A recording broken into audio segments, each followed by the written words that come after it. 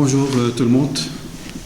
La diplomatie publique et le soft power du Maroc, c'est sous ce titre que Madame Asma Slimane va soutenir une thèse de doctorat en relations internationales, sciences juridiques et politiques, devant un jury composé par Mouhem Btari, rapporteur et président, Abdelaziz Karraqi, directeur de thèse, professeur Ressal Mrani, rapporteur et membre, professeur Mriem Chouki, membre.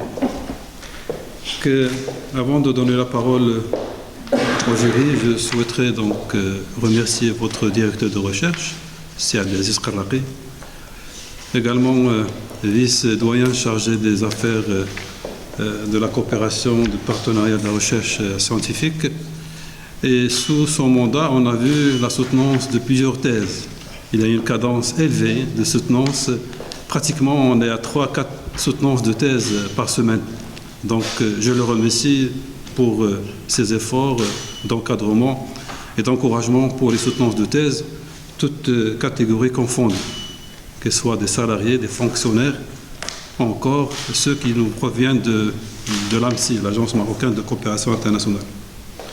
Je remercie également mon ami et collègue Sirsal Mrani, qui est toujours disponible pour nous accompagner dans ces soutenances de thèse. Sirsal Mrani est professeur de sciences politiques, ici même dans ce département de droit public. J'adresse également mes remerciements à ma chère collègue et amie, professeur Mriem Chouki, la jeunesse qui reprend donc les affaires des sciences politiques et relations internationales et droit international d'une manière générale, professeur, maître de conférences habilité, ici même dans ce département de droit public. Donc, Madame Asma Slimane, comme le veut la tradition, je vous laisse la parole, à peu près 20 minutes pour nous faire la présentation une synthèse de vos travaux de recherche. Vous avez la parole.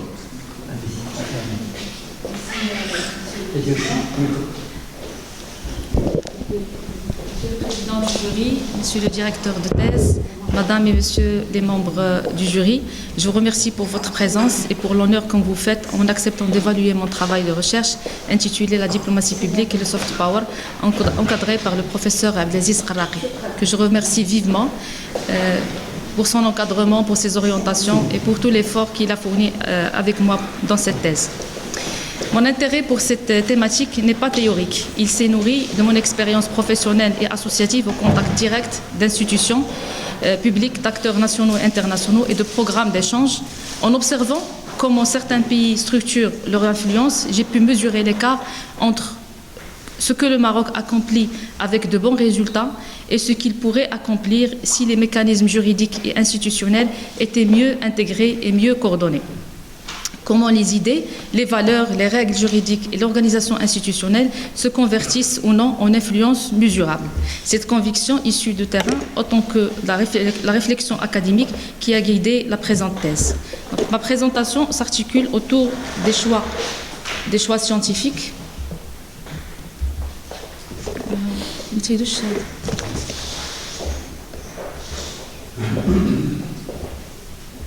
Excusez-moi, juste un... On l'a testé. Tirouche.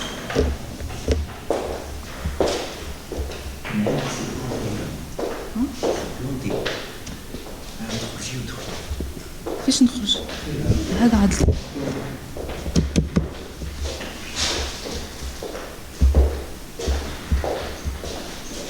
ça passe pas.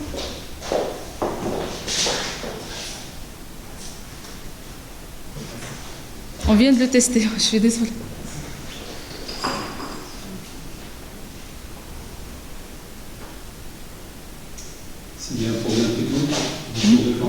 Je continue, d'accord. Donc, ma présentation s'articule autour des choix scientifiques, de la méthodologie, des résultats et des propositions opérationnelles que cette recherche propose. Mais avant de débattre des outils, je propose de clarifier les définitions. Je commence d'abord par la différence entre la diplomatie classique et la diplomatie publique. Donc la diplomatie classique se différencie par rapport à la diplomatie publique en termes de cible principale, en termes d'acteurs, d'objectifs et de canaux.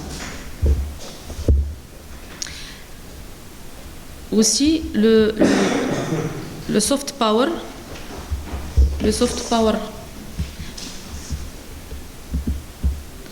Aussi, le soft power se définit comme la capacité d'un acteur, généralement un État, à influencer les autres par l'attraction et la persuasion plutôt que la coercition ou l'incitation matérielle.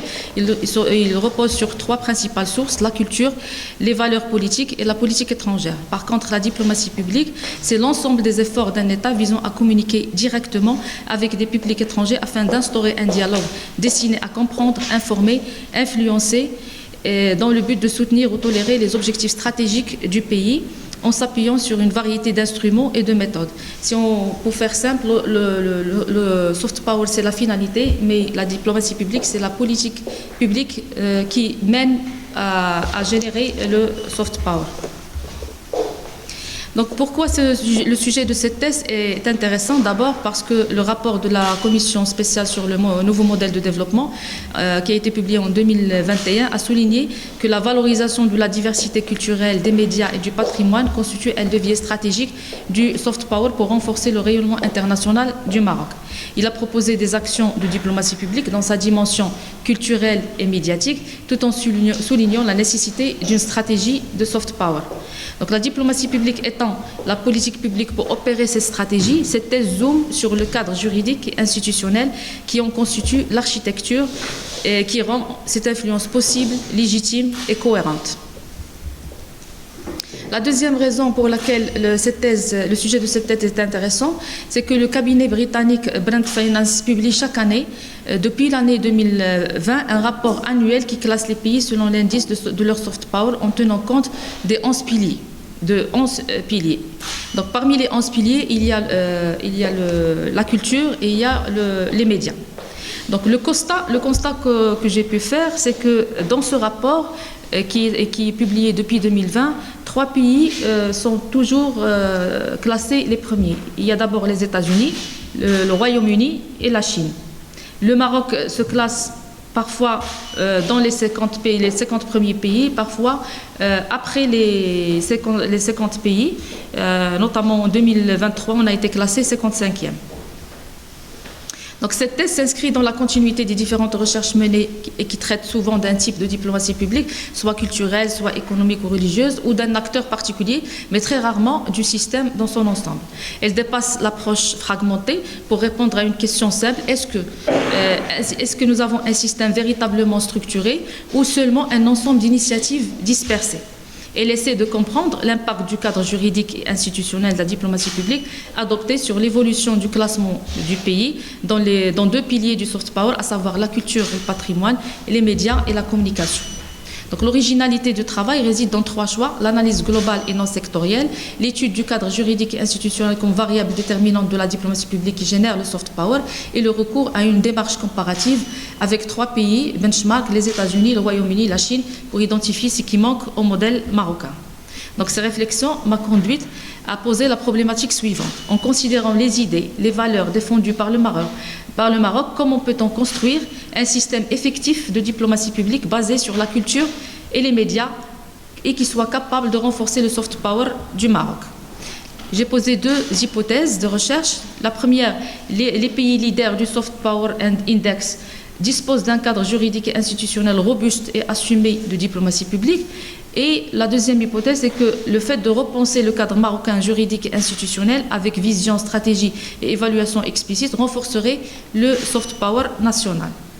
Les objectifs, je me suis assigné 2 objectifs. D'abord, l'identification du cadre juridique et institutionnel de la diplomatie publique et l'identification des points forts et des points faibles pour proposer des pistes d'amélioration à la lumière des 3 benchmarks déjà cités.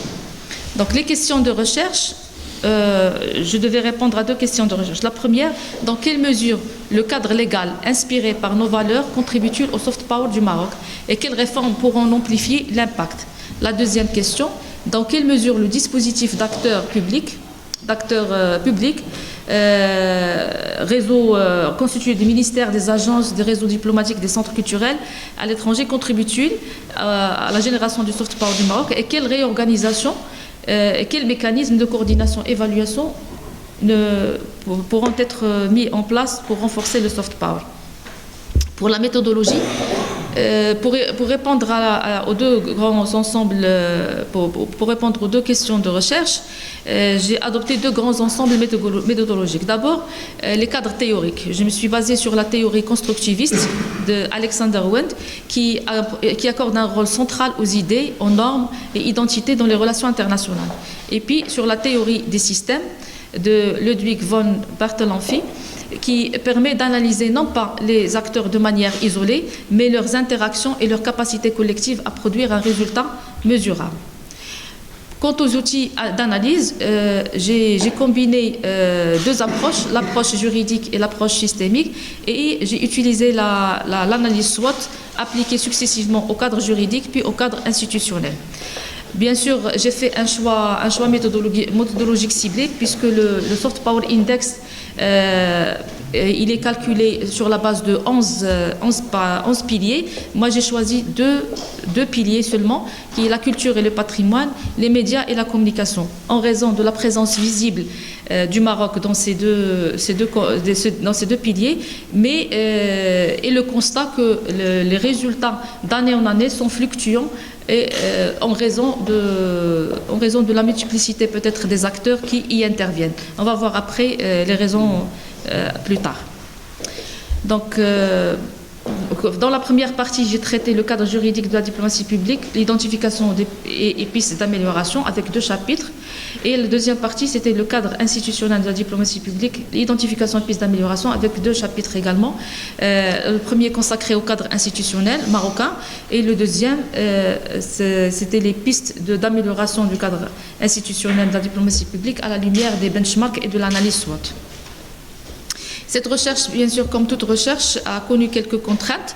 D'abord, les premières contraintes, c'était des contraintes scientifiques, en relation avec la difficulté d'imposer une seule grille sur un objet transversal, la rareté des travaux couvrant le système marocain de diplomatie publique dans sa globalité, et puis des contraintes opérationnelles relatives au retour limité de certaines institutions au questionnaire de terrain, de l'enquête de terrain, la méconnaissance de la diplomatie publique par divers responsables, parce qu'il y a une confusion entre la diplomatie publique et la diplomatie parallèle, et la faible offre de formation en approche systémique appliquée. Mais malgré ces contraintes, la recherche a pu donner quelques résultats.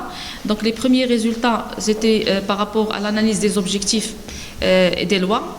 Donc, quand j'ai fait une analyse des objectifs des lois déjà en vigueur au Maroc qui encadrent la diplomatie publique, le constat central, c'était que les objectifs sont globalement cohérents avec la diplomatie publique en termes de rayonnement, image et influence, mais le cadrage est fragmenté, c'est-à-dire qu'il y a des objectifs dispersés entre des textes sectoriels. La diplomatie publique est parfois implicite, et ce qui donne une absence d'un corpus unifié. Donc le Maroc, on peut conclure que le Maroc dispose d'objectifs présents, mais pas intégrés dans un corpus juridique unique. Par rapport à la typologie des finalités des lois, il y a 3 blocs ont été identifiés. D'abord, des objectifs de rayonnement et d'image, en termes de promotion de l'identité, la valorisation de la diversité culturelle, le renforcement de l'attractivité. Les objectifs opérationnels, dialogue interculturel, rapprochement avec les opinions publiques, diplomatie d'influence par la culture et les médias. Quant aux objectifs stratégiques, on retrouve la cohérence dans l'action extérieure, la contribution aux intérêts supérieurs de l'État et l'ancrage dans les valeurs politiques et le narratif national.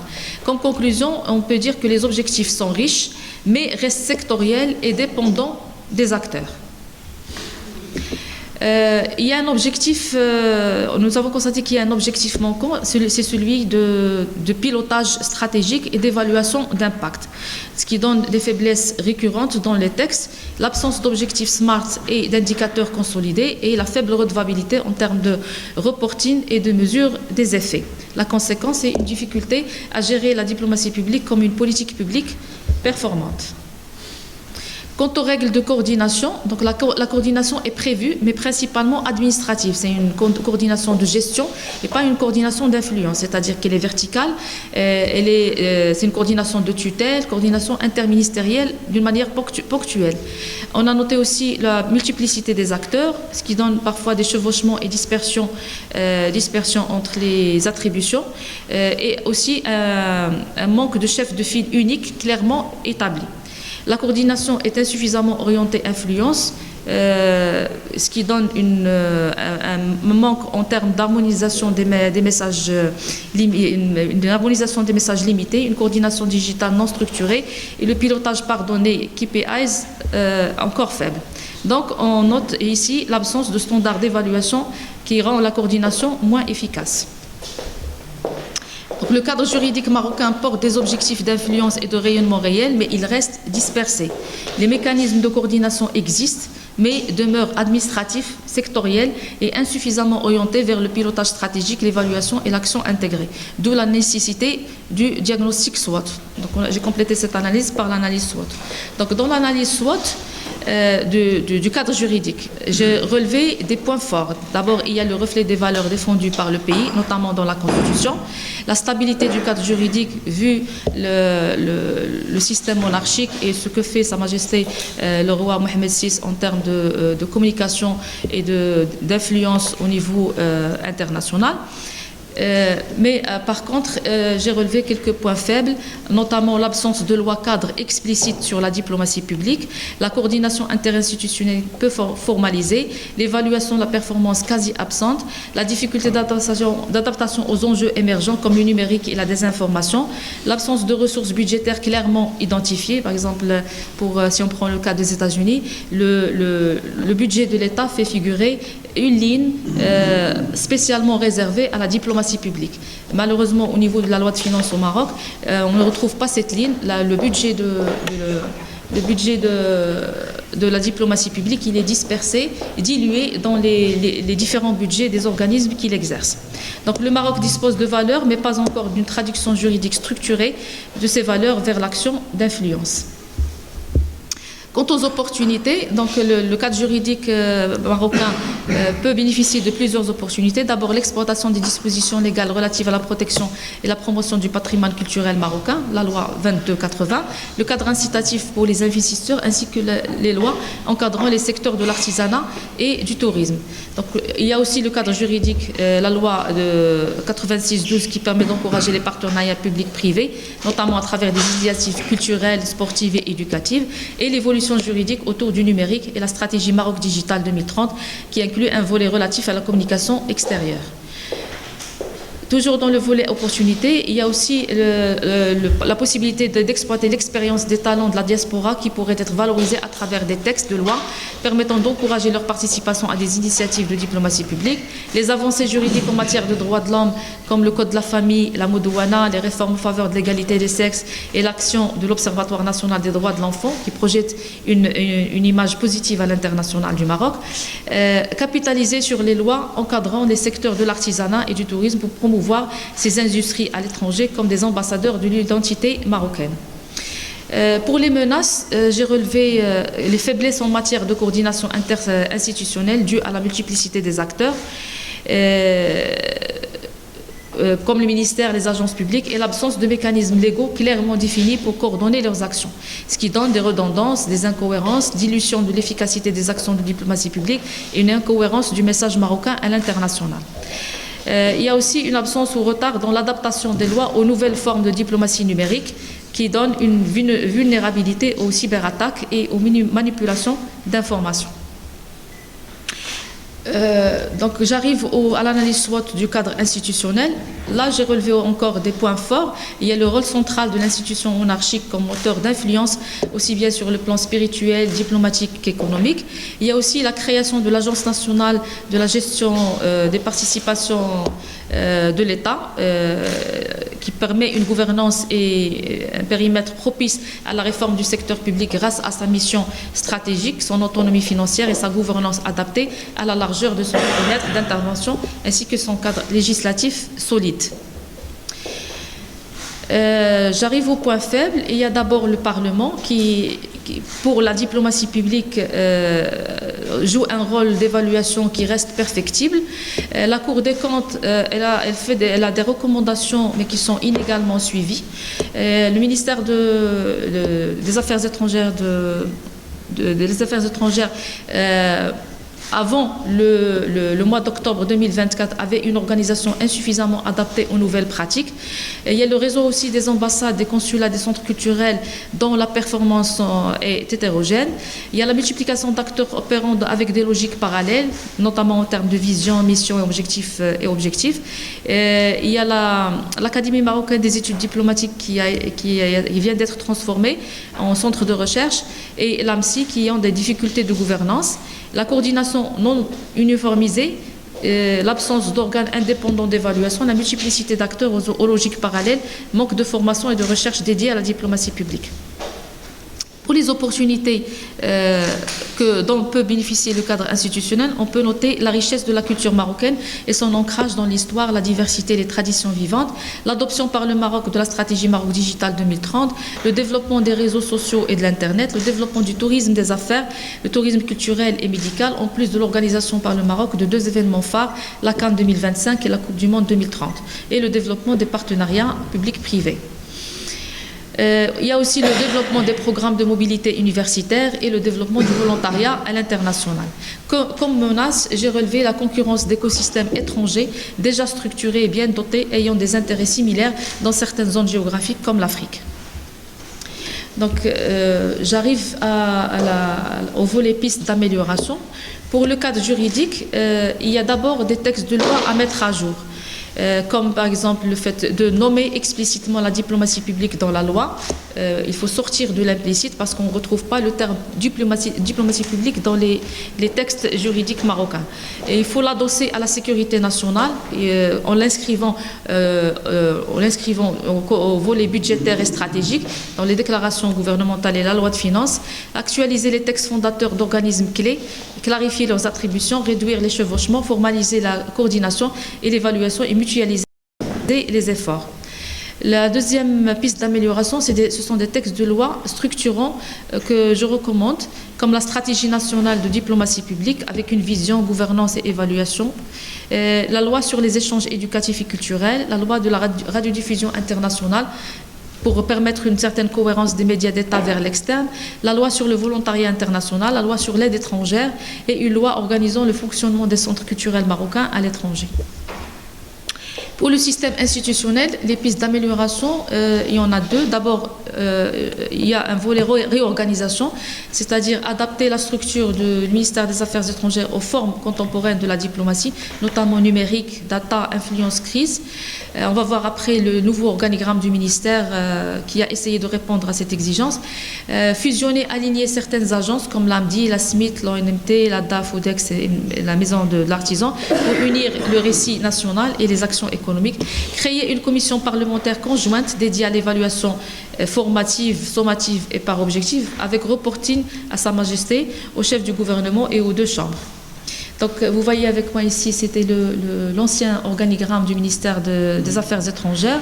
La direction de la diplomatie publique et des acteurs étatiques faisait partie de la direction générale de la promotion économique, de l'action culturelle et de la diplomatie publique. Et on ne voyait pas sur l'organigramme le volet évaluation, ni le volet veille. Ça, c'était l'ancien organigramme aussi de la direction de diplomatie publique et des acteurs non étatiques. Il y avait 3 divisions. Il y a la division des médias, la division des relations avec les acteurs non étatiques et la division diplomatie publique. Le problème flagrant qui saute aux yeux ici, c'est que la direction s'appelle direction de la diplomatie publique et des acteurs non étatiques. Et puis on a une division qui s'appelle diplomatie publique. C'est-à-dire qu'on réduisait la diplomatie publique à la e-communication, au site, à la mise à jour du site web du ministère et à la publication des revues trimestrielles, je pense. Donc c'était ça, mais ça c'était avant octobre 2024. Après octobre 2024, il y a un net changement dans l'organigramme du ministère. On voit clairement que la direction de la diplomatie publique et des acteurs non étatiques a gardé le même nom, mais elle a été... Elle fait partie maintenant de la Direction générale des affaires politiques et internationales. Il y a une division pilotage et de coordination pour toute la direction. Et il y a aussi un service de coordination. Donc ça, c'est vraiment très important, un volet très important en termes de fonctionnement.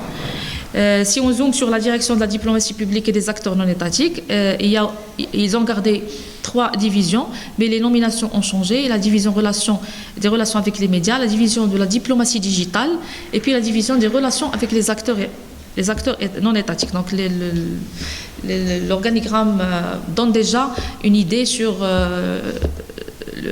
l'évolution de la réflexion du ministère des Affaires étrangères sur le volet diplomatie publique. Donc pour le deuxième volet de piste d'amélioration, c'est la gouvernance. Comme piste d'amélioration, on recommande la création d'une agence indépendante dédiée à la stratégie, la coordination et l'évaluation de la diplomatie publique, parce qu'il y a plusieurs acteurs qui interviennent dans ce domaine et il faut vraiment qu'un chef de file prenne le relais pour la coordination et l'évaluation. Et puis, il faut une mobilisation du Centre des études et de recherche parlementaire sur ce sujet. Le Parlement a son propre centre de recherche. Il serait souhaitable que ce centre de recherche se penche sur des sujets qui ont trait à la diplomatie publique. Et puis, inclure la diplomatie publique dans le périmètre du Conseil supérieur de la sécurité, prévu dans l'article 54 de la Constitution, à l'image de pratiques internationales comme le National Security Council des États-Unis. Le troisième volet de piste d'amélioration, c'est en termes de capacité, c'est-à-dire multiplier et repositionner les centres culturels à l'étranger. Là aussi, il y a une remarque, c'est que les centres culturels à l'étranger sont d'abord dans l'esprit de leur création destinés aux Marocains résidant à l'étranger. Alors que normalement, ces centres ils doivent être également orientés vers les audiences étrangères, communiquer sur la culture marocaine, communiquer sur tout ce qui se passe au Maroc par rapport aux audiences étrangères, pas uniquement aux Marocains qui résident à l'étranger.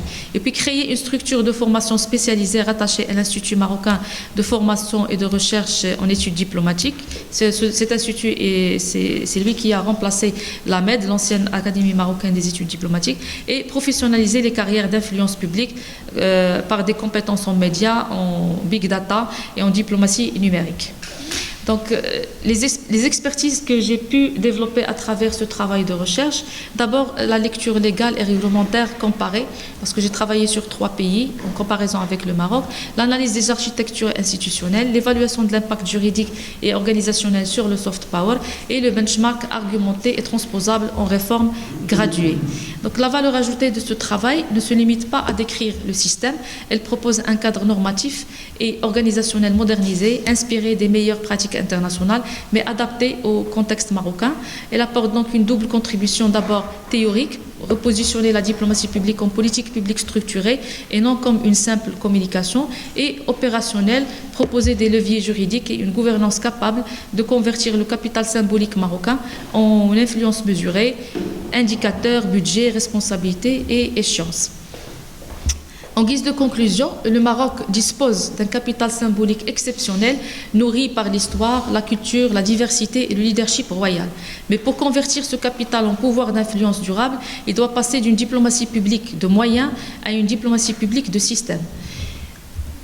Le soft power, parce que le soft power ne naît pas uniquement de ce que nous sommes, mais de la manière dont nous nous organisons pour le montrer. Cette organisation est toujours la véritable frontière entre l'intention et la puissance d'influence. Donc le soft power suscite des critiques. Par contre, le soft power suscite des critiques selon le professeur Gay, Golan et Lan Manor. Ces critiques ont attrait au manque d'efficacité, car l'impact de l'attractivité culturelle peut être difficile à mesurer et ne conduit pas automatiquement à des changements politiques tangibles et à une coopération internationale. L'universalité du soft power est discutable, car il peut être efficace dans certains contextes culturels ou régions et pas dans d'autres. L'impérialisme culturel en raison de l'utilisation potentielle du soft power à des fins de manipulation. Et il y a aussi des difficultés si l'attrait perçu pour la culture d'un pays diminue ou des réactions négatives surviennent en cas de désaccord avec les valeurs promues. Donc, en conclusion, pour le Maroc, il y a la nécessité du hard power à côté du soft power, l'importance des alliances stratégiques qui reposent sur des intérêts partagés et non sur des valeurs partagées. Et puis heureusement que le Maroc a très tôt compris ce jeu sous la conduite éclairée de Sa Majesté Mohamed VI et avait commencé à sceller des alliances stratégiques avec les puissances mondiales comme les États-Unis, la Chine, la France et la Russie. Je vous remercie pour votre attention. Merci.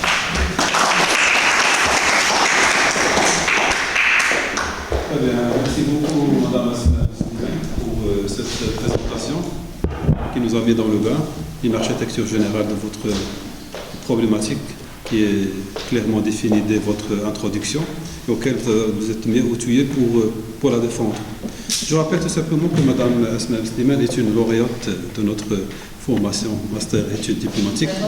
Voilà, et on est fiers de voir nos étudiants donc aboutir leurs travaux de recherche dans le cadre de notre CEDOC que pilote Si Abdelaziz Qarraqi. Je suis de la transformation financière, mais grâce à, très bien, donc, à celui-ci, au professeur que j'ai carrément c'est un atout. Très bien, c'est un atout supplémentaire, donc merci beaucoup donc, de voir nos étudiants arrivent à boucler leurs travaux de recherche dans le cycle doctoral. Et dans une thématique d'une grande importance et d'une actualité certaine, puisque le soft power a été initié par le père fondateur Joseph Ney en 1990 dans son ouvrage Born to Lead, qui était en fin de compte une réponse à notre ouvrage d'un autre professeur en sciences politiques sur le déclin, naissance et déclin des grandes puissances.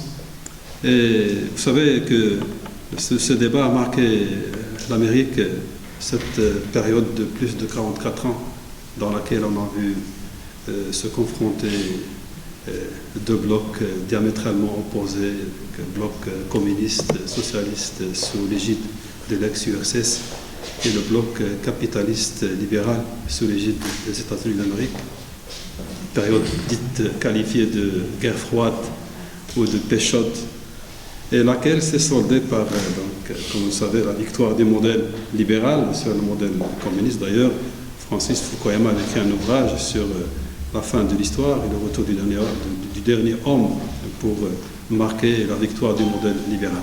Donc, cette période marquée par cette confrontation, j'allais dire Est-Ouest, est soldée par la victoire du modèle libéral et l'émergence, contrairement à ce qui a été donc avancé par Paul Kennedy dans son ouvrage Naissance et déclin des grandes puissances, Joseph Ney va à l'encontre des propositions de Paul Kennedy en disant que non, l'Amérique n'est pas en déclin, qu'il y a d'autres paramètres, de nouveaux paramètres de puissance qualifiés de soft power. Votre thèse donc reprend ce concept général en l'appliquant sur la diplomatie publique, et vous avez bien fait donc de nous montrer qu'au Maroc, dans notre ministère, il y a une direction qui s'occupe donc de la diplomatie publique, parce que parfois on a tendance à confondre les concepts. On parle d'une manière générale du soft power et on a tendance à inclure la diplomatie parallèle, parlementaire, la diplomatie des organes internes au Maroc, la diplomatie des organes externes, etc. Donc vous avez clarifié un petit peu vos propos dès l'introduction, et pour y répondre, j'ai remarqué que dans votre thèse, elle est équilibrée, tourne autour donc de deux axes. Première partie sur le cadre juridique et une deuxième partie sur le cadre institutionnel.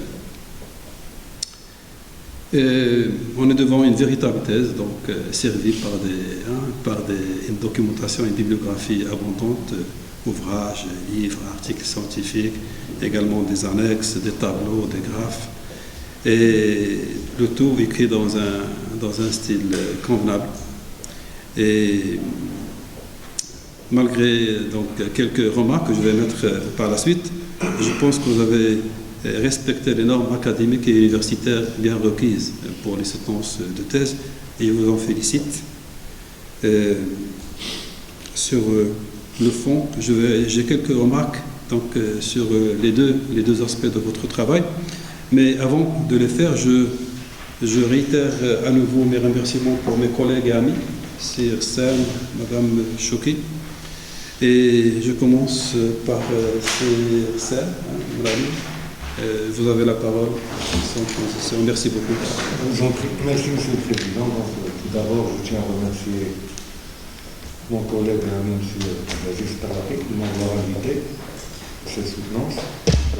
Essayer d'être très court et bref. Donc, je vais commencer par féliciter la candidate, donc Mme Asma Slimane, pour le choix du sujet. Donc, c'est un sujet très important, la diplomatie publique et le soft power du Maroc. Donc, même si c'est écrit, c'est une thèse de doctorat en relations internationales, je pense qu'il y a de la science politique dedans. Parce que vous parlez du Parlement, de la monarchie, des systèmes, etc. Donc il y a un petit peu de la... Et même la diplomatie publique, c'est une politique publique menée par les gouvernements de manière générale. Donc c'est les relations internationales, les sciences politiques au pluriel, qui incluent là les relations internationales comme discipline. Donc un sujet très important. Je vais commencer par les points forts avant de rebondir sur, je ne dirais pas les points faibles, mais quelques remarques, soit au niveau de la forme ou du contenu. Donc un sujet très important. L'intitulé est signifiant, donc il est simple et signifiant. Donc on a un résumé de l'abstract en français et en anglais. Il y a les mots-clés, les abréviations, illustrations, des tableaux, sommaires, une bonne introduction où on trouve donc la définition de la politique étrangère, la définition de la diplomatie publique, des relations publiques, lobbying, marketing, donc tout est détaillé à travers l'introduction. Il y a deux hypothèses qui sont très claires. Une délimitation du sujet, c'est-à-dire évaluer cette diplomatie publique à partir de l'accès du roi Mohamed VI au trône. Une revue de littérature, toujours à l'introduction. Une méthodologie très claire. Donc vous avez opté pour la théorie constructiviste et la théorie des systèmes ou systémique.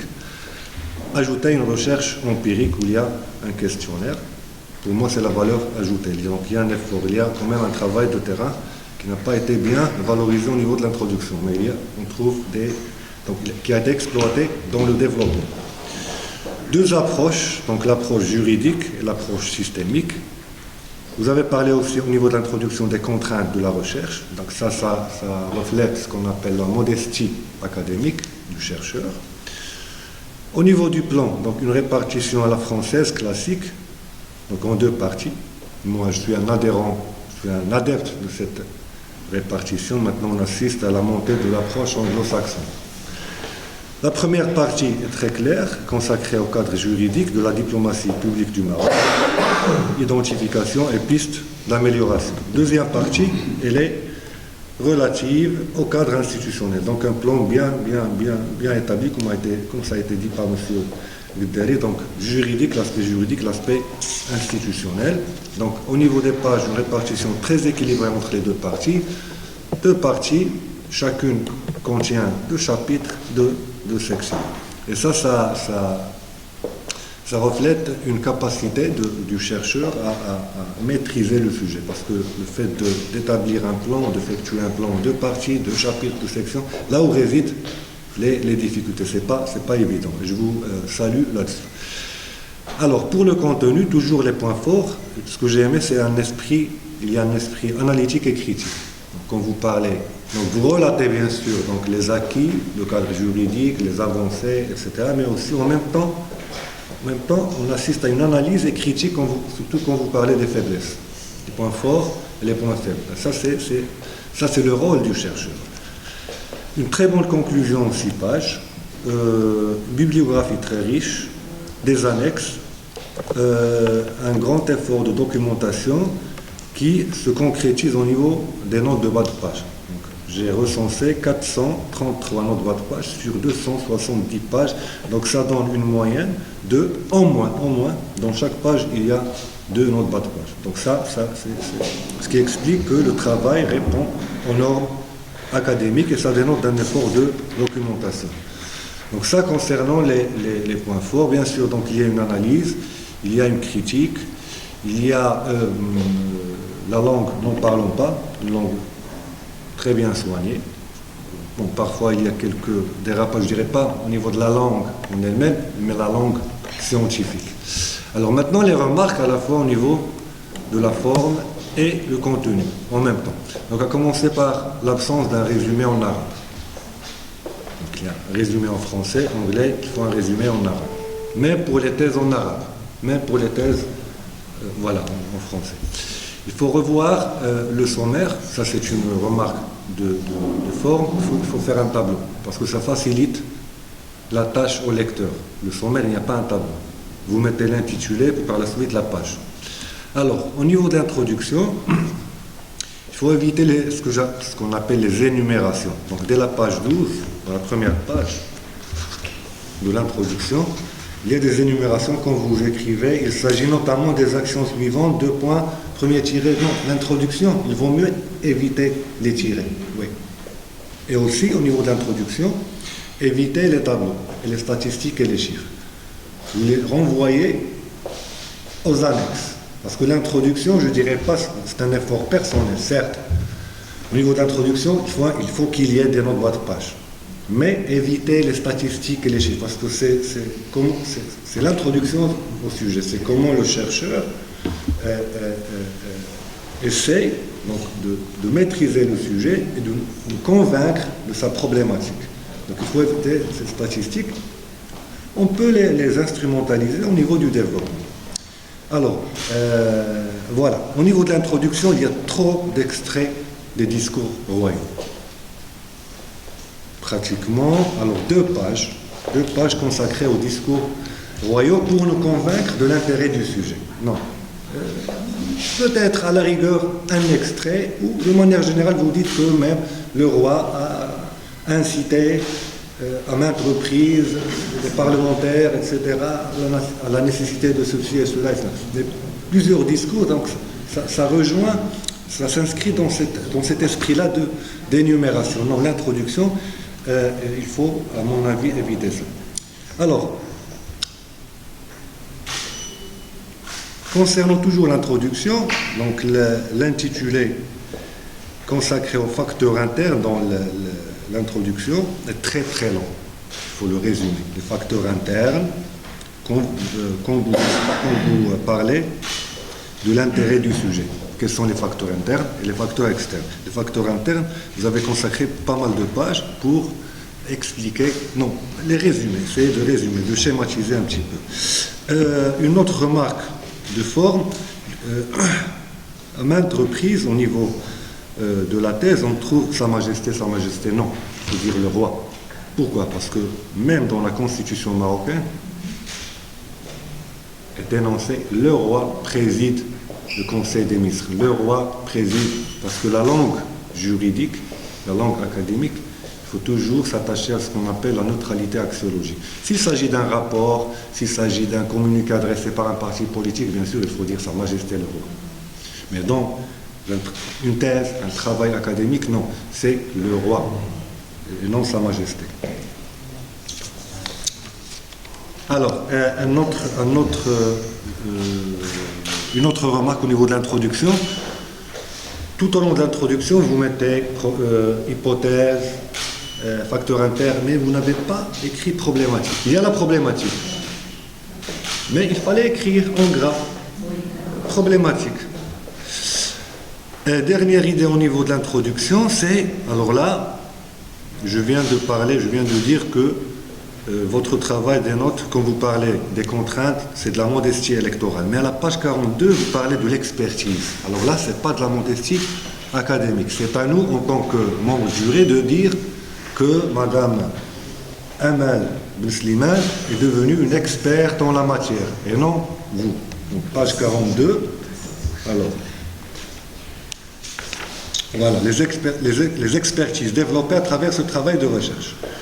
Vous dites, la réalisation d'une thèse de doctorat permet au chercheur de devenir un expert dans son domaine. Non, c'est une auto-évaluation subjective. C'est à nous de le dire. Ok? Voilà, l'introduction, j'ai dit, elle est trop longue. Pourquoi? Parce qu'il y a beaucoup de statistiques qui sont très très importantes, mais il faut les renvoyer, comme j'ai dit, aux annexes. Il y a un intitulé ou 2 intitulés à revoir. Page 100, par exemple, quand vous dites quelques... Page 100, alors.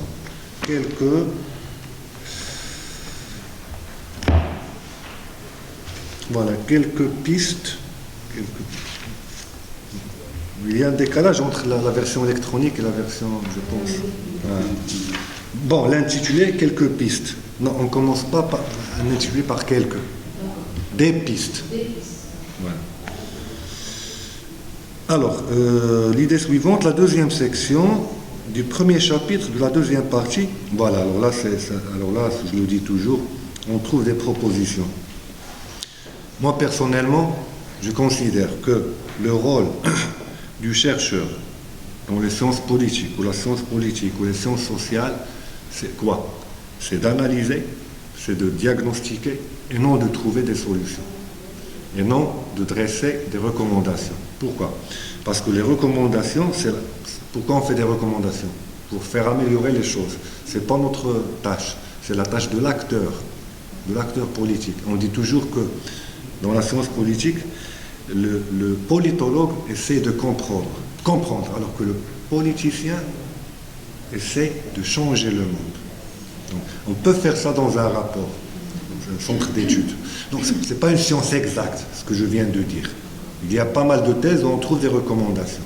Mais moi, personnellement, je ne sais pas si mes collègues sont d'accord avec moi, personnellement, je suis dans cette optique-là, dans cette logique-là, d'éviter les recommandations. Parce que là, ça se transforme en une implication personnelle.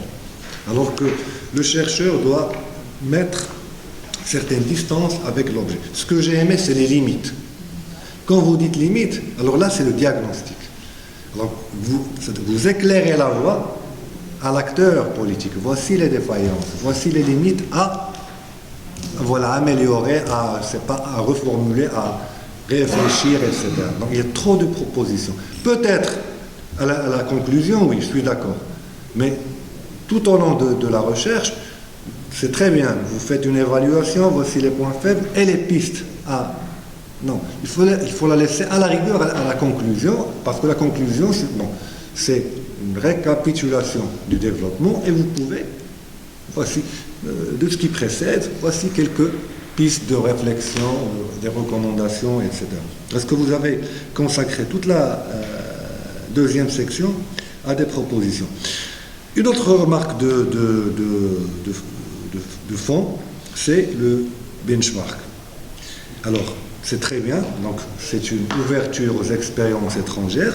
C'est une question, c'est juste pour interagir, c'est pas une science exacte. Le choix des États-Unis, l'Angleterre et la Chine, à mon sens, moi je ne suis pas un internationaliste.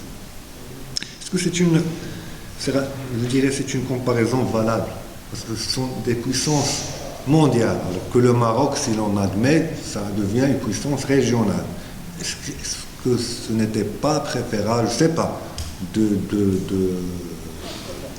d'étudier quelques expériences qui sont des puissances régionales, je ne sais pas, ça me vient à l'esprit, la Turquie, l'Égypte, le Moyen-Orient, etc. Bon, c'est juste, j'aimerais bien que vous me disiez pourquoi ce choix-là. D'autant plus que les trois régimes, alors là, au niveau institutionnel, c'est très bien, vous avez expliqué donc, le fonctionnement des institutions des trois régimes, mais qui sont des régimes très différents. Alors on a les États-Unis, un régime présidentiel, la Grande-Bretagne, un régime parlementaire, et la Chine, un régime entre autoritaire et totalitaire. Peut-être les États-Unis et la Grande-Bretagne, oui, donc c'est l'approche ou l'école anglo-saxonne, d'autant plus que les États-Unis, où le régime américain était impacté lors de sa création par l'expérience britannique, on peut trouver des similitudes entre les deux. La Chine, je ne sais pas. Pourquoi pas la Russie? Pourquoi justifier le choix de la Chine et non la Russie? Bon, ce sont comme j'ai dit, c'est juste pour interagir parce que ce sont des points qui m'ont interpellé. Alors, une autre remarque, voilà, toujours les propositions, on les retrouve aussi dans la deuxième section du deuxième chapitre de la deuxième partie, à l'image de la première partie. Mais ce qui est intéressant, c'est les points forts et les points faibles. Alors là, vous mettez l'accent sur donc, le rôle mitigé du Parlement, le problème des médias, ça c'est très important. Alors la même chose pour la conclusion, il y a des propositions, mais bon.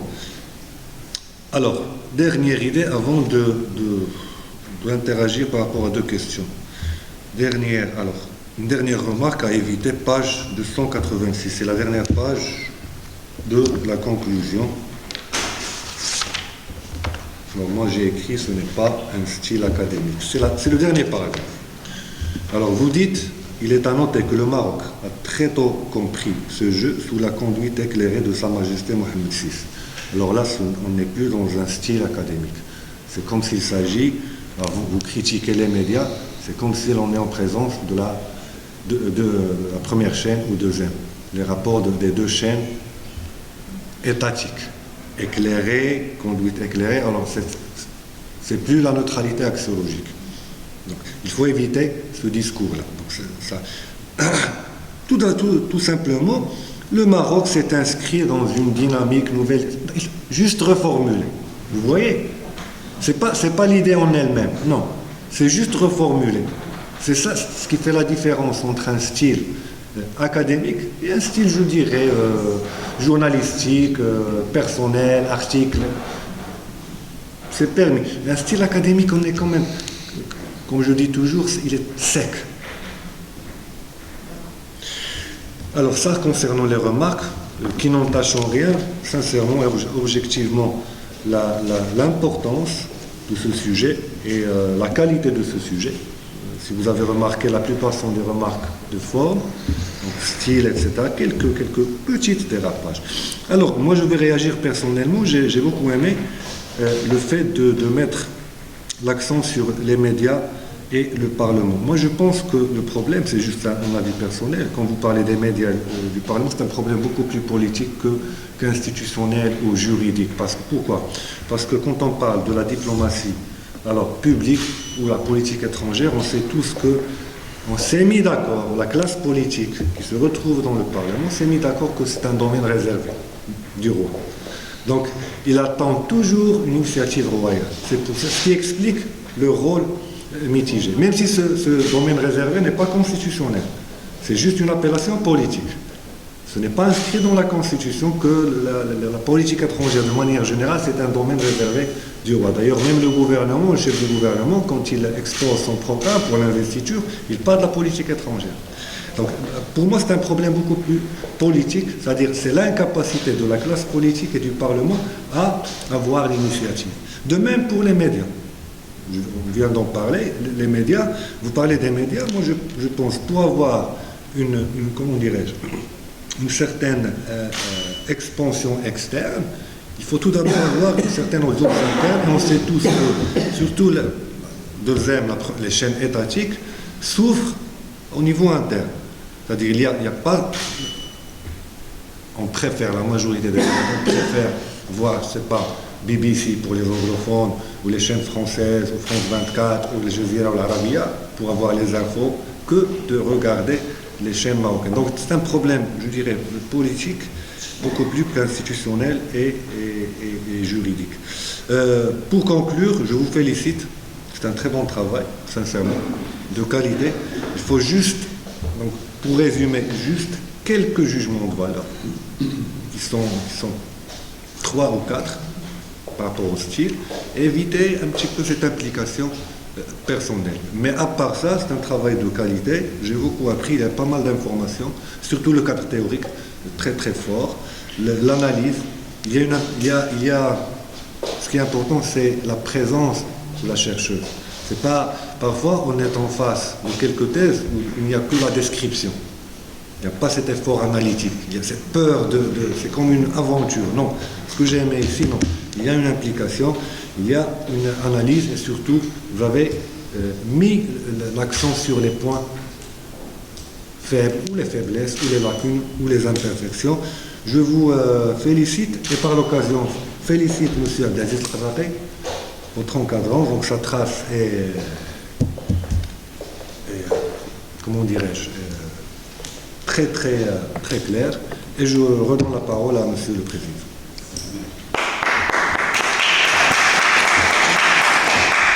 Merci beaucoup, cher ami, collègue Salim Rami, pour ces remarques pertinentes, tant sur la forme que sur le fond.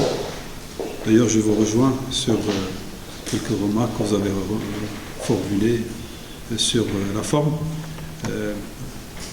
en commençant par la page de garde. Quand on parle de thèse de doctorat en relations internationales, généralement, il faut mettre Madame Slimane, thèse de doctorat en sciences juridiques et politiques. Vous savez que les sciences, il a bien dit, les sciences politiques englobent les relations internationales. D'ailleurs, le père fondateur de votre thématique, Joseph Ney, est un professeur de sciences politiques à Harvard. Il est, je pense, décédé il y a quelques mois, en mai 2025. Et d'ailleurs, ce qui a donné une ampleur universelle à sa thèse de soft power, c'est, vous savez, c'est un ouvrage, Born to Lead, de 700 pages. Il n'a consacré pratiquement que 22 pages au cas américain. Donc, pour lui, cette nouvelle notion, elle est universelle. D'ailleurs, vous avez donc tiré profit pour l'appliquer sur le cas marocain. Également, il a bien dit, donc, il a fait des statistiques, il a trouvé une moyenne de citations, je pense, pour les notes de bas de page. C'est une très bonne chose. Ça marque le sérieux du doctorant en argumentant, en développement. Donc, il va renvoyer à des ouvrages, des articles, des documents, tout ça. Mais seulement, moi, j'ai remarqué que, certes, vous avez respecté les normes académiques, mais il fallait respecter l'ordonnancement de ces catégories. Parce qu'en fin de votre thèse, j'ai relevé qu'il y a pratiquement des ouvrages, vous appelez ça des chapitres de livres, articles de revue, rapports, textes juridiques, projets de loi, etc. Mais généralement, il faut les classer par rubrique. La première rubrique, c'est ouvrage. On peut insérer ouvrages généraux ou ouvrages spécialisés. Deuxième rubrique, on ne parle pas de chapitres d'ouvrage, mais on parle d'articles scientifiques. Donc une rubrique dans laquelle on peut insérer l'ensemble de vos articles scientifiques. Puis après, troisième rubrique sur documents et rapports. Documents et rapports et études. Et également, pas de magazines, articles de journaux, magazines, on peut insérer ça dans une rubrique dite presse. Également, les projets de loi, tout ça, on peut insérer ça dans une rubrique qu'on peut appeler texte juridique, donc dans laquelle vous pouvez insérer les conventions internationales, la Constitution, les daïres, les règlements, etc. Et en fin de compte, une webographie, c'est-à-dire les liens électroniques auxquels vous avez tiré vos sources d'informations. Il a également soulevé un certain déséquilibre, notamment entre l'introduction et la conclusion. Certes, vous avez respecté l'homogénéité, l'équilibre entre la première partie et la deuxième partie, mais une quarantaine de pages dans l'introduction et seulement 7 pages la conclusion. Donc il fallait un peu équilibrer, parce que vous avez beaucoup parlé, vous avez présenté l'aspect théorique, le concept, etc. Dans l'introduction, peut-être qu'il fallait insérer un chapitre préliminaire, peut-être. Mais bon, il faut garder un équilibre entre l'introduction et la conclusion de votre travail. À part ça, je trouve que l'insertion de tableaux, de graphes, montre que, comme il a dit sur scène, que le doctorant argumente à chaque fois. Chaque fois qu'on est devant des analyses de développement auxquelles le doctorant donc trouve à l'appui soit un tableau, soit un graphe, soit des références, des scores auxquels donc vous avez fait allusion, notamment vous êtes beaucoup s'appuyer sur Brown Finance donc pour établir le classement mondial sur lequel repose la diplomatie publique, alors même que moi, franchement, j'ai appris beaucoup de choses parce que pour moi, la diplomatie publique est une diplomatie générale. On l'insère dans tous les domaines. Mais le mot public, c'est pas qu'il me gêne, mais en rapport avec le soft power, tout est sujet de diplomatie, en parlant du Parlement, en parlant d'autres organes, soit les organes internes de l'État, soit les organes externes. D'ailleurs, j'ai appris dans votre thèse que le département s'intitule diplomatie publique. Et voilà, donc diplomatie publique, on peut ajouter diplomatie privée. Vous avez dit, ça s'appelle diplomatie publique et acteur, c'est ça, acteur non étatique. Donc on peut faire appel à d'autres acteurs. Donc cette notion, elle est générale. Elle est générale. Et pour un juriste que je suis, on parle d'une seule diplomatie. C'est la diplomatie d'un État auquel vient se greffer plusieurs types de diplomatie, qu'elles soient publiques, privées, partenariat public, privé. Maintenant, on a tendance à insérer ce terme diplomatie dans tous les domaines, en rapport avec, bien entendu, le soft power. Le Maroc a abrité la Cannes 2025 et vraiment le côté sport constitue une bonne composante de ce soft power, d'autant plus que notre faculté a abrité il y a même, je pense, un mois. Donc un mois, voilà les journées, donc le sport et le secteur d'investissement, en colère d'ailleurs sous le haut patronat de Sa Majesté le Roi, sur le soft power du sport en rapport avec les investissements dans le continent africain. Voilà, sans trop tarder, je donne la parole à Madame Myriam Chouki. Vous avez la parole. Je vous remercie, Madame.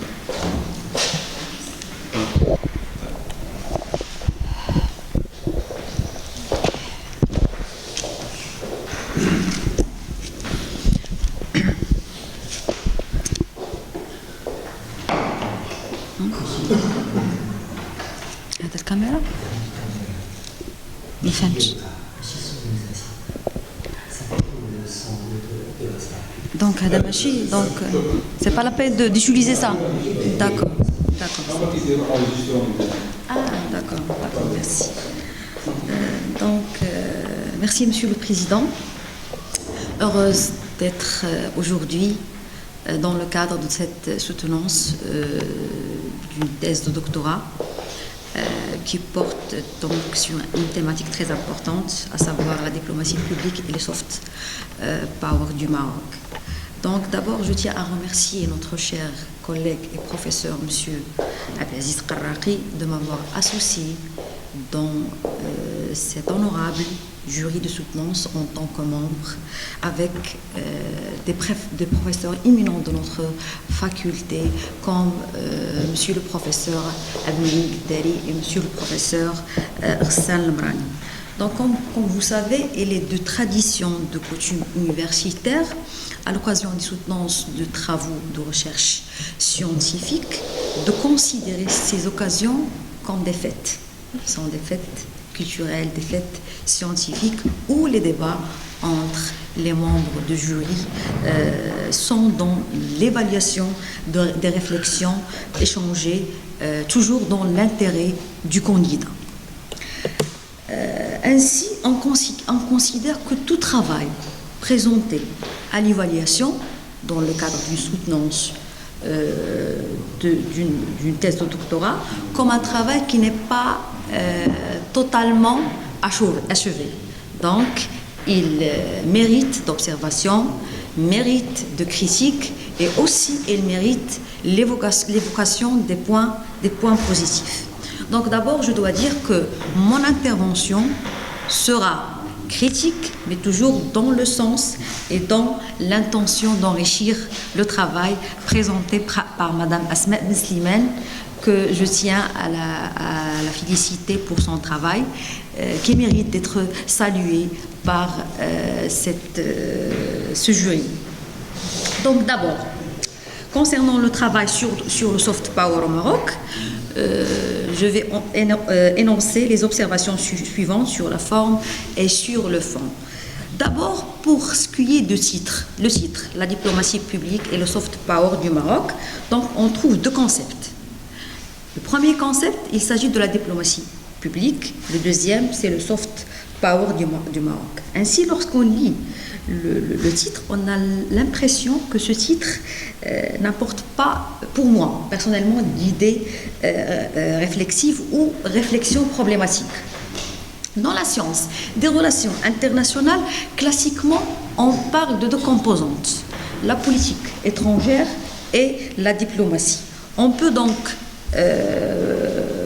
parler seulement de la diplomatie comme apanage des entités politiques dans la ramification concernant toutes les dimensions de coopération et d'intérêt. Donc on est en droit de s'interroger sur le concept de diplomatie publique en tant que concept opératoire capable de diagnostiquer une réalité multiforme tangible.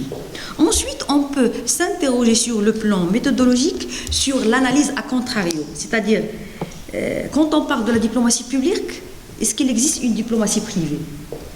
C'est une question. Laquelle et pour assurer quelle fonction? Pour ce qui est du concept du soft power et de son opérationnalité, la conclusion du travail présenté par la candidate le minimise dans un rôle secondaire et parfois inutile théoriquement et pratiquement. Donc ce qui a été nommé soft power du Maroc n'a pas de consistance substantielle sur le sujet et je vais essayer de clarifier ça à la suite. Donc, pour ce qui concerne le plan, d'abord, on peut émettre un certain nombre d'observations liminaires sur la répartition du sujet de thèse et les critiques de base de l'articulation des idées dans un sujet des relations internationales. L'analyse de la diplomatie publique et du soft power au Maroc doit être basée d'abord sur des idées forces, rendant compte ainsi de l'objectivité de sujet loin de toute subjectivité théorique ou de l'ordre de la réalité de même nature. Ainsi, pour ce qui est de la première partie intitulée « Le cadre juridique de la diplomatie publique du Maroc, identification et pistes d'amélioration ». Cette partie est divisée en deux chapitres. Le premier appelé « L'identification », le deuxième intitulé « Les pistes d'amélioration ». Et pour la deuxième partie intitulée « Le cadre institutionnel de la diplomatie publique du Maroc », celle-ci est divisée encore en deux chapitres. Le premier concerne l'identification et le deuxième est intitulé « Pistes d'amélioration ». Une des observations qu'on peut faire est considérée comme fondamentale. Donc, dans quelle mesure, ou bien est-ce qu'il est inconcevable de séparer l'institutionnel de la dimension juridique?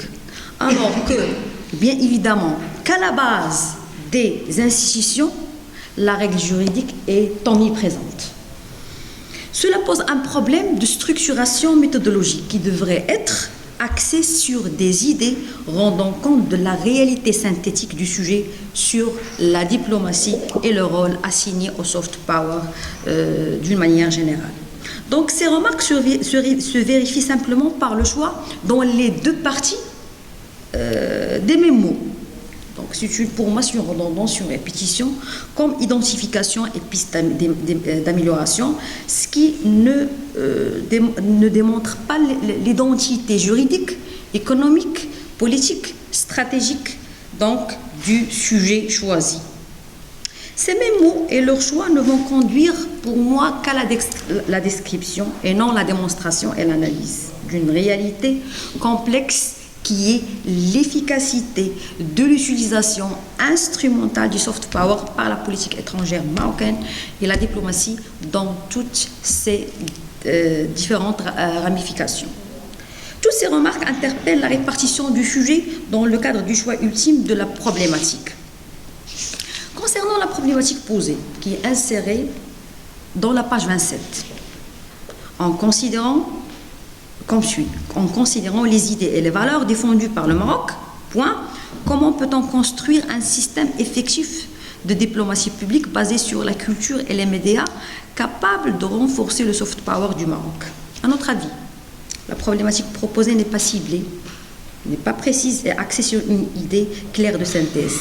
Il est difficile de synthétiser les idées, les valeurs du Maroc, la construction d'un système effectif en se basant sur la culture et les médias.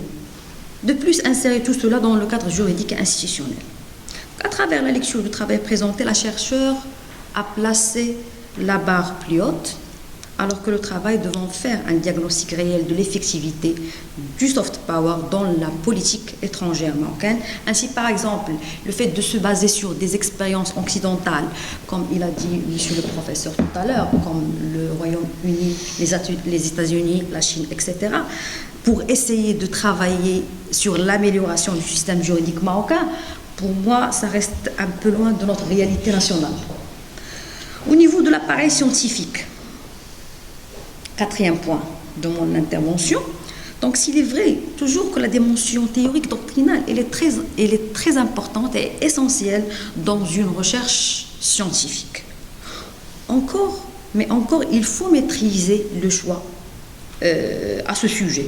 Exemple, le choix de la problématique basée sur la théorie constructiviste, l'approche systématique et l'approche juridique et institutionnelle, est plus dispersé et non ciblé sur les relations internationales comme cela est supposé être. Parce que dès la page vraiment la page de garde, donc de couverture, il est mentionné que cette thèse de doctorat est dans la sphère des relations internationales. Donc il faut préciser, comme il a dit monsieur le professeur tout à l'heure, que les thèses de doctorat dans les facultés de droit, donc dans la nomenclature, ils sont des thèses en droit public et sciences politiques. Toujours dans ce même ordre que nous appelons l'appareil scientifique du travail, on remarque que de la page 17 à la page 27, on trouve des mots-clés, des relations publiques, le lobbying, le marketing, la nation, la position et quelques acteurs occidentaux sur le soft power. Ce qui donne une impression que tout ce qui est développé est un peu loin des relations internationales et plus proche des sciences de la communication et des médias. Et c'est la raison pour laquelle il est mentionné à la page 41 et 42 les contraintes ou les difficultés de la recherche en nombre de 4 ordres. Premièrement, d'ordre épistémologique.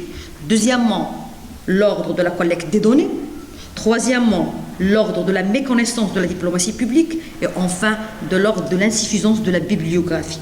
Donc cela est dû, à notre avis, à une ambition globalisante du sujet choisi, alors qu'il faut fallu limiter les contours du sujet et le ciblage de la problématique sur le plan juridico-institutionnel. Je vais finir par des observations conclusives. Donc, de manière générale, le travail présenté est équilibré. Introduction générale de 31 pages, première partie de 114 pages, deuxième partie de 116 pages et la conclusion contient 5 pages. Donc, bibliographie de 21 pages. L'étude est trop chargée au niveau des organes, des ministères, des institutions. Il peut fortement gagner en ciblant des exemples importants pour ce qui est du domaine des relations internationales du Maroc. Donc, le cadre juridique dans la première partie est plus descriptif et dans un travail de recherche scientifique, on préfère toujours les analyses et les synthèses. Même remarque pour la deuxième partie. À mon avis, aujourd'hui, c'est une réaction personnelle avec ce sujet. À mon avis, ça reste un avis personnel. On doit baser notre réflexion sur un bon et réel diagnostic de la situation actuelle sur le hard power. Le hard power, et non pas seulement la culture, les médias, qui sont actuellement les parents pauvres du développement économique dans la majorité des pays, y compris le Maroc comme un pays en voie de développement. À la page 41, on est en présence d'une conclusion prospective très particulière. On trouve que la candidate, elle a écrit, ce travail permet de devenir un expert.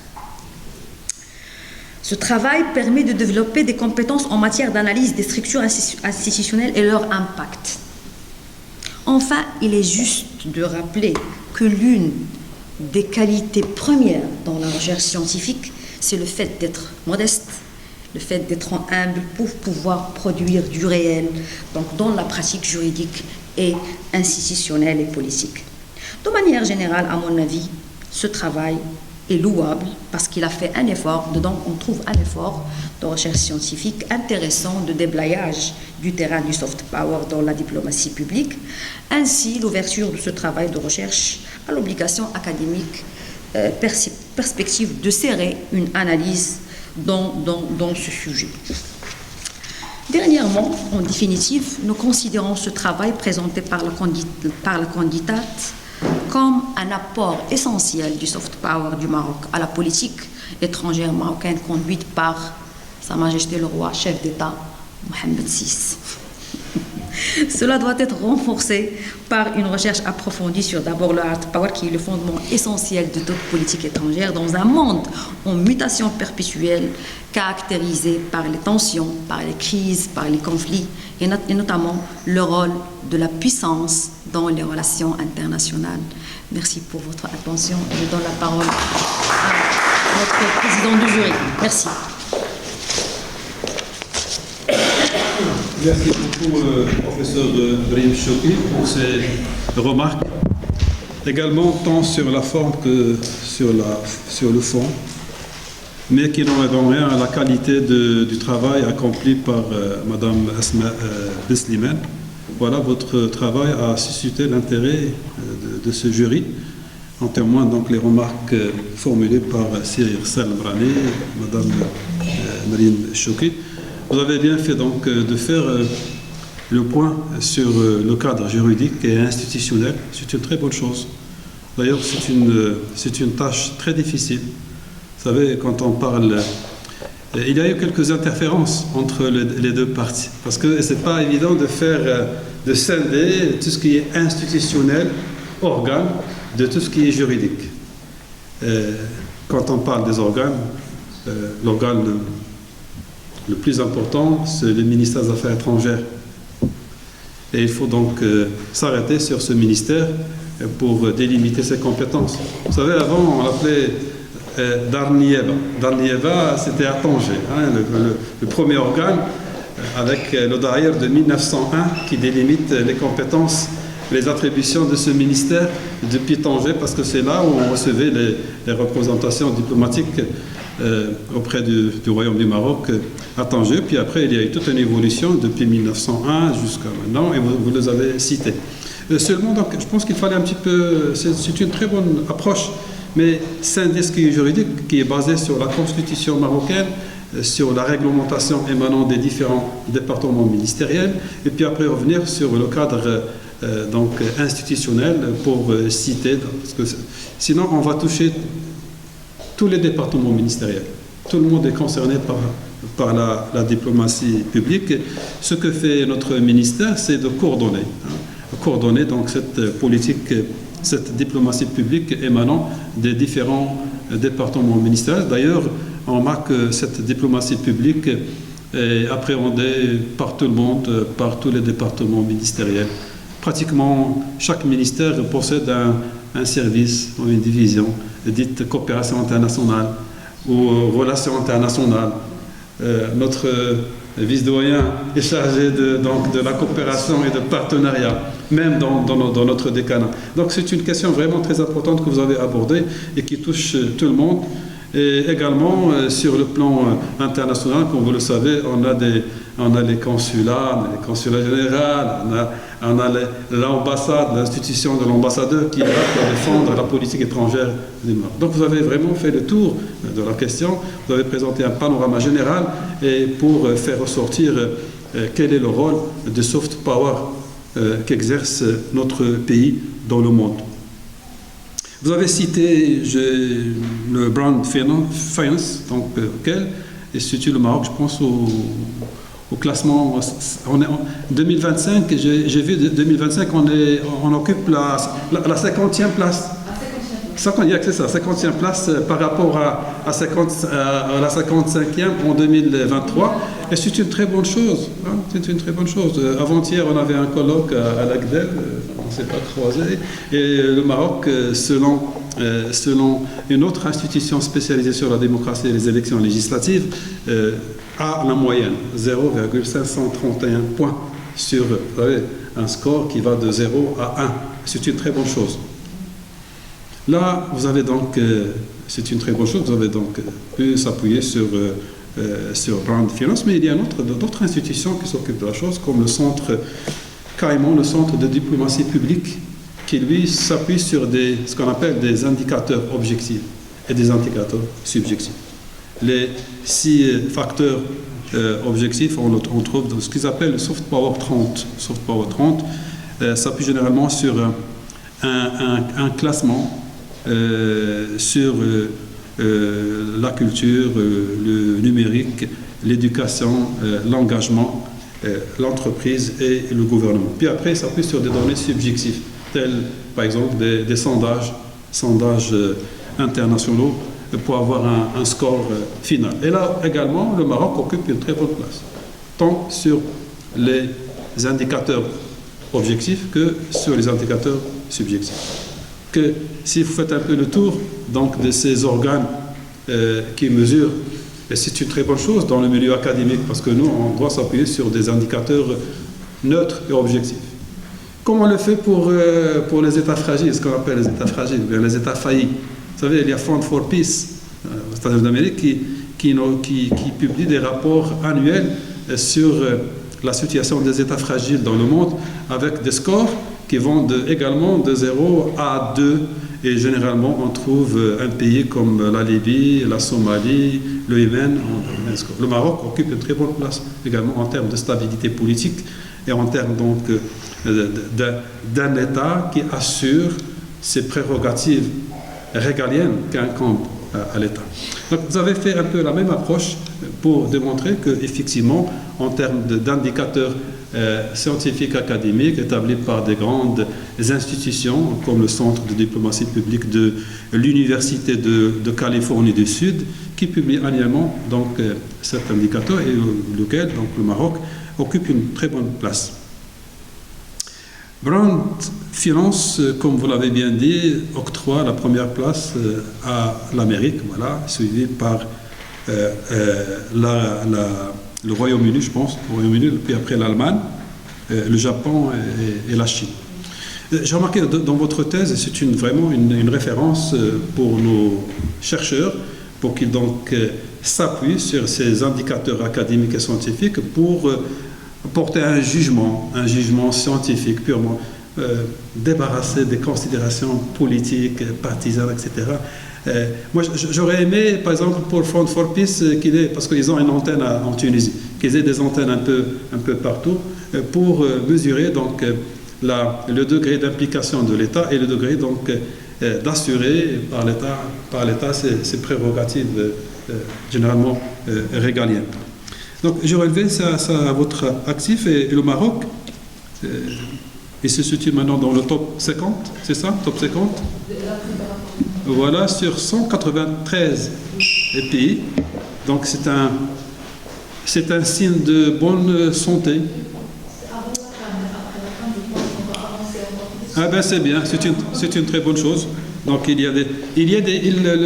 l'indicateur relève quelques difficultés liées généralement à la gouvernance, à l'éducation et au monde des affaires, mais on a enregistré beaucoup d'atouts, notamment l'organisation d'événements.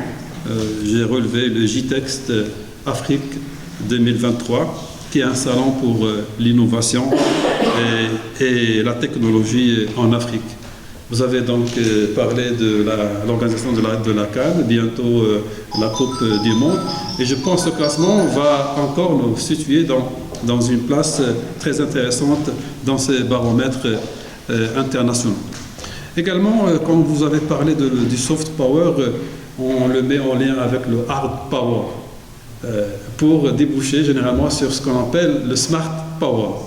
Et des pays, malgré leur puissance économique, vous prenez des pays comme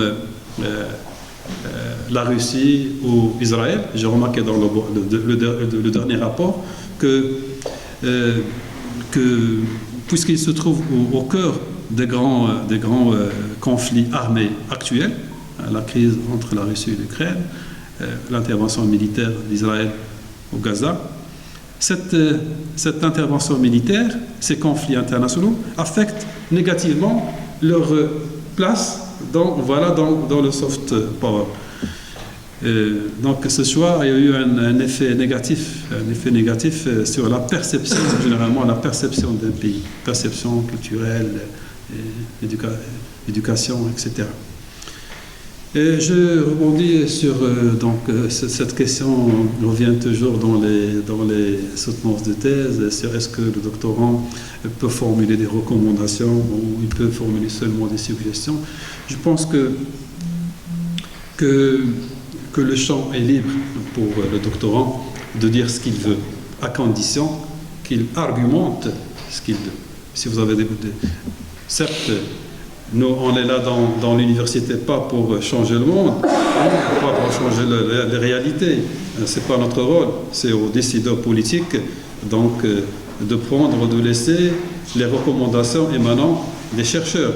Mais généralement, tellement le doctorant est entrepris par son travail qu'il peut formuler éventuellement, on peut appeler ça des suggestions, parce qu'on ne nous a pas demandé donc, notre avis sur telle ou telle politique sectorielle, mais le travail académique peut conduire éventuellement le doctorant à formuler quelques suggestions, pas de recommandations.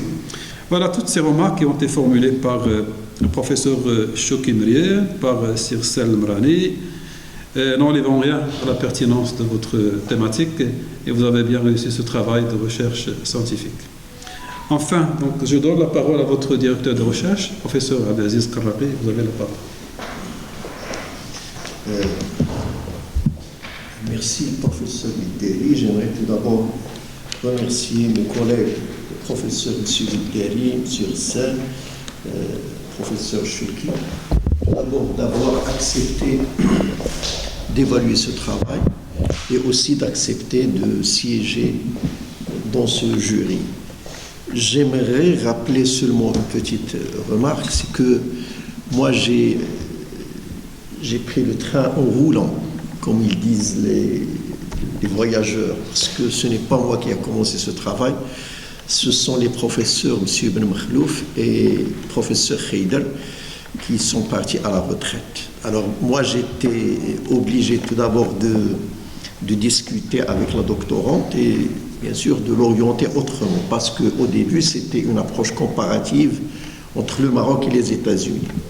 Et il me semblait que faire une comparaison entre les deux n'était pas du tout normal, parce qu'il y a beaucoup de différences, il y a beaucoup de, si vous voulez, de spécificités de chaque pays. Et j'ai estimé que l'expérience marocaine, elle est un peu distinguée. Il a essayé, bien sûr, de travailler selon ses moyens, selon son contexte, et aussi, il a essayé bien sûr, de répondre à certains défis. Donc, on sait parfaitement bien que l'expérience américaine du soft power sur le plan pratique a commencé en 1961. C'est avec l'ex-président Kennedy qui a tout d'abord mis en place l'USAID, l'Agence américaine de développement. Et grâce à cet organe-là, il a pu conquérir le monde à travers tout d'abord une assistance, si vous voulez, sous forme d'aide alimentaire, après sous forme d'expertise technique, et ainsi de suite. Et c'est le secrétaire d'État américain, Henry Kissinger, qui a exploité bien sûr ce soft power. Et il me semble que c'est lui qui a bien sûr mis les bases et les fondements du soft power américain. Et grâce à ce soft power américain, il a pu bien sûr amener les États-Unis à être la première force qui mène le dialogue au Moyen-Orient. Parce qu'avant, les États-Unis n'avaient pas de place au Moyen-Orient. C'était l'Union soviétique qui assistait les pays, surtout les pays arabes. La deuxième des choses, c'est grâce à ce soft power, il a pu avoir des relations avec la Chine. Parce qu'avant, la Chine considérait les États-Unis comme le pire des ennemis. Et aussi, il a pu obliger la Russie, l'URSS dans le temps, à accepter de mettre un terme au développement des armes nucléaires à travers les conventions SALT et ainsi de suite. Et c'est durant les années 90 que les experts ont commencé à parler de soft power. Mais il me semble que c'est le secrétaire d'État Henry Kissinger qui a exploité le soft power, et c'est lui, si vous voulez, l'architecte de ce savoir. Quant à l'expérience marocaine, je crois que c'est une expérience qui s'est inspirée d'elle-même. Tout d'abord, avant 2007, le Maroc était dans une position défensive. Nous avions le problème du Sahara qui exerçait, si vous voulez, une pression sur le développement, sur l'État, sur les relations internationales, et ainsi de suite. Et on devait trouver une solution.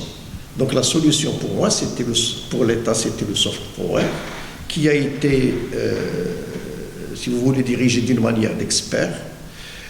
Et bien sûr, il a déterminé quels sont les points forts et les points faibles de la diplomatie marocaine. Et c'est à partir de 2007, je crois, que c'est la première fois que le Maroc allait prendre une initiative sur le plan, tout d'abord le plan du problème du Sahara, en proposant le projet de l'autodétermination. Avant, le Maroc ne proposait aucune, si vous voulez, aucune solution, que ce soit pour le problème du Sahara. Nous étions toujours sur le banc de la défensive. Alors, il me semble que si on veut parler du soft power au Maroc d'une manière scientifique et d'une approche globale, il faut commencer par 2007. C'est à ce moment-là que le Maroc a changé beaucoup de paramètres, que ce soit sur le plan de la diplomatie, que ce soit sur le plan en général de la gestion du soft power made in Morocco ou à la marocaine. La deuxième des choses, c'est que lorsqu'on parle du soft power au Maroc, il me semble qu'il faut dépasser les cadres classiques en se focalisant sur le ministère des Affaires étrangères. Parce qu'au Maroc, il y a, si vous voulez, il y a une convergence concernant le soft power. Et cette convergence-là, il est guidé bien sûr par le roi du Maroc. C'est lui qui, bien sûr, qui l'a conduit. Bien sûr, c'est lui qui a entamé le processus avec l'Afrique. Et il me semble que les conventions réalisées avec l'Afrique, qu'il a, bien sûr, lui-même a encadré, est une chose vraiment remarquable. La deuxième des choses, c'est qu'il ne faut jamais oublier, quand on parle de soft power du Maroc, il ne faut jamais oublier les services sécuritaires. Parce que le Maroc a développé un soft power sécuritaire. Et aujourd'hui, on peut même dire que même l'Occident, à maintes reprises, fait allégeance au Maroc parce qu'il a développé un savoir et qu'il n'a pas gardé lui-même. Il a fait partager avec tout le monde. Et je dois même dire que l'approche du Maroc dans la lutte du terrorisme, de la traite humaine, et ainsi de suite, elle est un peu modèle. Donc aussi c'est un soft power, made in Morocco, que le Maroc a mis en place. Et il ne faut pas aussi oublier que le soft power sur le plan spirituel. Le plan spirituel, vous savez parfaitement bien qu'avec les liens historiques avec les Tidjanis surtout de l'Afrique, et aussi à travers son comportement sur le plan religieux, le Maroc a développé ce savoir. Donc on peut dire qu'il y a une certaine convergence dans la gestion du soft power du Maroc. Et ce qui, si vous voulez, ce qui, bien sûr, donne une certaine spécificité au modèle marocain, et c'est la raison pour laquelle, moi, que j'aimerais toujours se focaliser sur le cas du Maroc et essayer de comprendre comment le Maroc gère, selon ses moyens, ce soft power. Et il s'est avéré aussi qu'on ne peut pas parler seulement de soft power, parce qu'il est pratiquement impossible si vous voulez, de mettre tout le paquet sur le soft power. Si on n'a pas le hard power, on ne peut pas parler de soft power. Et je crois que c'est une conviction au Maroc. C'est la raison pour laquelle, aujourd'hui, on constate qu'il y a une certaine multitude de conventions avec certains États, que ce soit avec la Chine, avec l'Inde, avec Israël, avec beaucoup de pays, pour mettre en place une approche spécifique, une approche spéciale du Maroc. Et je crois que dans la prochaine décennie, le Maroc sera considéré aussi parmi les pays producteurs d'armes, de certaines armes défensives. Donc il y a certaines spécificités. C'est la raison pour laquelle j'ai toujours orienté la doctorante de se focaliser tout d'abord sur le modèle marocain, parce qu'il est porteur, Et je dois même dire que c'est une expérience, elle est un peu spéciale dans le monde arabe et dans le tiers-monde.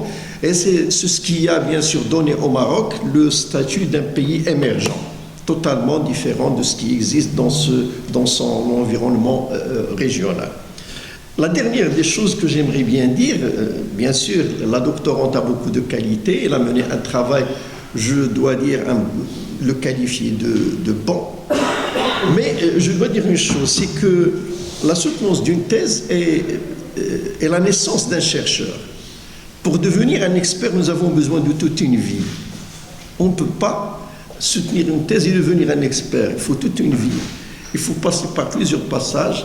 Donc la modestie pour n'importe quel chercheur est une chose indispensable.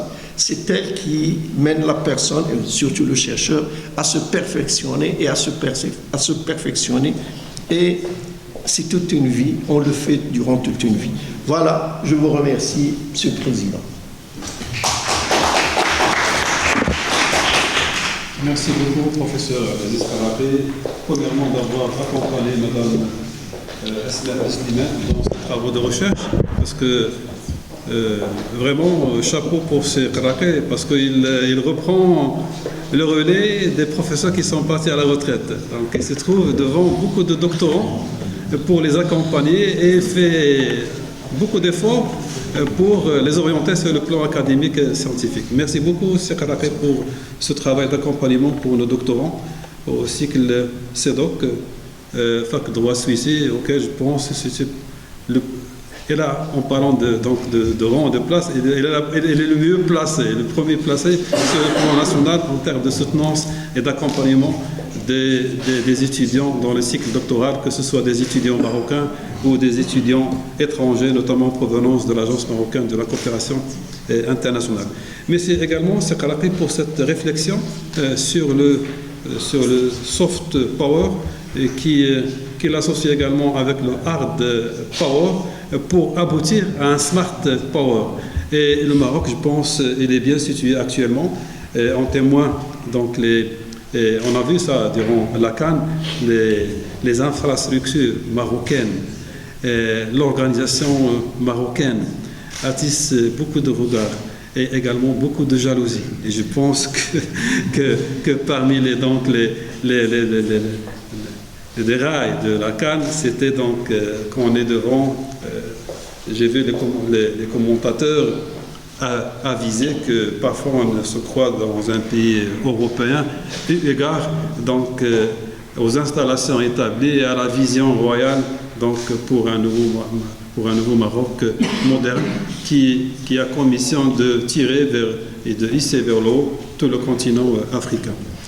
Merci beaucoup, Cheikh Karraqi, pour ces propos. Donc, comme à l'accoutumée, je donne la parole à Madame Asma Slimane, si vous avez quelque chose à ajouter. Merci beaucoup, Président. D'abord, je tiens à remercier le jury. Je remercie également particulièrement le professeur Karraqi, parce qu'effectivement, il a pris le train en marche, mais le train allait se dévier. Mais il a avec ses remarques, avec ses orientations, effectivement, moi j'avais au début une comparaison entre le Maroc, entre le système juridique et institutionnel du Maroc et des États-Unis. Et il m'a orienté vers un focus sur le Maroc et la partie benchmark qui m'a demandé de s'ouvrir sur d'autres pays et de la laisser juste une petite partie dans la thèse. Comme ça, la thèse va traiter le cas marocain en priorité. Je le remercie aussi pour vous savez, moi j'habite à Casablanca, je travaille et lui il a eu l'amabilité de nous recevoir dans son bureau à Casablanca pour nous faciliter, moi et Sébastien, la tâche. Ça on ne l'oublie pas sincèrement, tous les efforts qu'il a fait pour nous accompagner. Et ça bien sûr, il n'y a que Dieu qui va le récompenser pour ça. Donc par rapport aux remarques, moi j'ai tout noté et je vous en remercie. Je vais faire en sorte d'inclure toutes les remarques dans le rapport. J'ai besoin juste de faire quelques petites clarifications par rapport à la diplomatie publique et la diplomatie en général. Le problème de la traduction entre public diplomatie et diplomatie publique, c'est que le mot public en français a deux connotations. Il y a d'abord la connotation étatique et il y a d'abord la connotation publique qui est audience. Donc, ce que veulent dire les Américains par public diplomatie, c'est audience, c'est-à-dire la diplomatie qui est orientée vers les audiences étrangères. Mais quand on fait la traduction en français, ça donne diplomatie publique et parfois la connotation publique mène vers étatique, alors que c'est pas vrai. Donc la diplomatie publique, c'est vrai, on a une direction au ministère des Affaires étrangères qui s'appelle diplomatie publique, mais ils veulent dire par ça la communication avec les audiences étrangères, pas la communication étatique. Et il y a une autre remarque par rapport au choix des benchmarks, Sirsen l'avait évoqué. En fait, c'est vrai que ces pays sont, en termes de comparaison par rapport à la puissance militaire, puissance économique, ça n'a rien à voir avec le Maroc. Mais moi, je l'ai pris du côté classement par le Soft Power Index.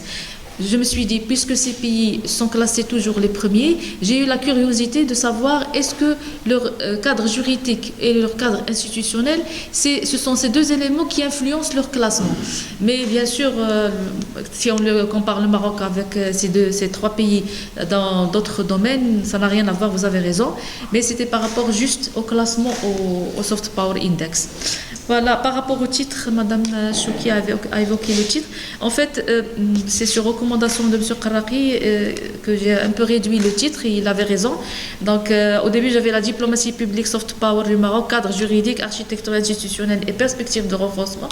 Mais effectivement, un titre ne peut pas être trop long comme ça. Donc, c'est sur sa recommandation que j'ai mis juste soft power, diplomatie publique et soft power. Et voilà, je vous remercie, bien sûr, pour tout le temps que vous m'avez accordé, pour l'honneur que vous m'avez fait pour l'évaluation de ce travail. Et toutes les remarques seront, Inch'Allah, introduites dans le travail pour faire une thèse qui répond relativement aux normes académiques. Merci beaucoup. Merci, Madame Asma. Je pense que votre directeur de recherche a l'esprit du marketing, parce qu'une bonne thèse, ça se vend avec un bon titre.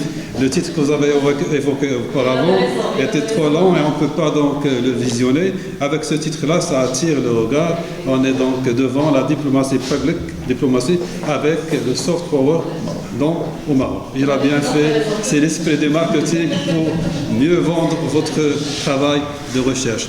Et merci également d'avoir pris le temps de répondre aux différentes questions posées par professeur Chouki, par professeur Rissal Mrani, parce que rarement on voit les étudiants qui prennent la parole pour répondre aux différentes questions posées. Donc merci beaucoup pour ces clarifications et ce complément d'information. Et voilà, en fin de compte, le jury va se retirer pour délibérer. Merci beaucoup.